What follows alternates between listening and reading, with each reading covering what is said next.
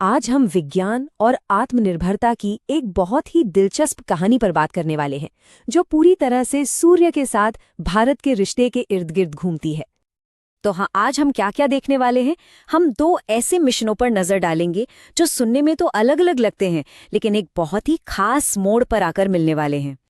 चलिए, सबसे पहले एक बड़े सवाल से शुरू करते हैं, जो हमारी पूरी कहानी को एक साथ जोड़ता है। तो चलिए अपने पहले बड़े टॉपिक पर आते हैं और देखते हैं कि भारत सूर्य को एक बिल्कुल नए नजरिए से कैसे देख रहा है। सबसे पहले तो ये समझना जरूरी है कि आदित्य L1 आखिर है क्या। असल में ये भारत का पहला स्पेस मिशन है जो सिर्फ और सिर्फ सूरज पर नजर रखने के लिए बनाया गया है। अब इस मिशन की टाइमिंग बहुत ही खास है, क्योंकि सूरज की अपनी एक धुन होती है, एक साइकिल जो हर 11 साल में बदलती है। इसी 11 साल के साइकिल का जब पीक आता है, उसे सोलर मैक्सिमम कहते हैं। मतलब सूरज बहुत ज्यादा एक्टिव हो जाता है, और यही वो समय है जब आदित्य L1 उस पर अपनी नजरें गड़ाए रखेगा। अब यहाँ जो बात वाकई चौंकाने वाली है, वो है सूरज की एक्टिविटी में जबरदस्त उछाल। सोचिए, जहां आम दिनों में दिन के 2-3 सौर तूफान आते हैं, वहीं सोलर मैक्सिमम के दौरान हर दिन 10 से भी ज्यादा तूफान उठते हैं। तो ये कोरोनल मास इजेक्शन या CME आखिर हैं क्या? आसान भाषा में कहें तो ये सूरज से निकलने वाले बहुत ही शक्तिशाली तूफान हैं। ये एक बड़ा सवाल खड़ा करता है, क्या होता है जब ये शक्तिशाली सौर तूफान सीधे हमारी पृथ्वी की ओर आते हैं? तो देखिए, इन सौर घटनाओं का हमारी आज की तकनीक पर निर्भर जिंदगी पर बहुत गहरा और सच कहें तो खतरनाक असर पड़ सकता है। और यहीं पर इस मिशन का असली मकसद सामने आता है। ये इन सौर तूफानों की स्टडी करेगा और हमें पहले से ही चेतावनी देगा कि हमारी तरफ आने वाले CME कितने शक्तिशाली हो सकते हैं।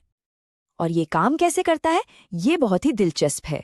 ये सूरज की तेज रोशनी को रोक देता है, एक तरह का आर्टिफिशियल सूर्य ग्रहण बनाकर, ताकि ये ठीक उसी जगह का अध्ययन कर सके जहां से ये बड़े बड़े तूफान उठते हैं। चलिए अब अंतरिक्ष से वापस पृथ्वी पर आते हैं और देखते हैं कि भारत के लिए सौर मिशन का एक और उतना ही बड़ा मतलब कैसे है।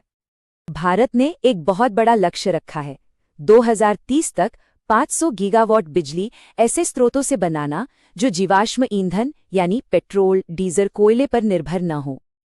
और जब इस टाइमलाइन पे हम नजर डालते हैं तो पता चलता है कि 2026 एक बार फिर इस मिशन के लिए भी एक बहुत ही महत्वपूर्ण साल साबित होने वाला है।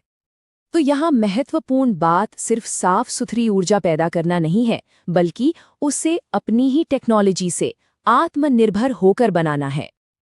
चलिए अब अपने आखिरी हिस्से की ओर बढ़ते हैं और देखते हैं कि ये दो अलग अलग कहानियां कितनी खूबसूरती से एक साथ जुड़ती हैं। हमने दो अलग अलग सौर मिशन देखे, एक जो सूरज को देख रहा है और दूसरा जो उसकी शक्ति का इस्तेमाल कर रहा है, और दोनों एक ही महत्वपूर्ण साल की ओर इशारा कर रहे हैं। ये स्लाइड इस संगम को एकदम साफ कर देती है। 2026 सौर विज्ञान के लिए एक पीक टाइम है और सौर ऊर्जा में आत्मनिर्भरता के लिए एक बड़ी छलांग का साल है। आखिरकार ये एक ऐसी कहानी है जो गहरे अंतरिक्ष की खोज को देश के विकास और ऊर्जा सुरक्षा से सीधे सीधे जोड़ती है। और ये हमें एक अंतिम विचार के साथ छोड़ जाता है कि भविष्य में क्या हो सकता है, क्योंकि ये दो महत्वाकांक्षी रास्ते आगे भी विकसित होते रहेंगे।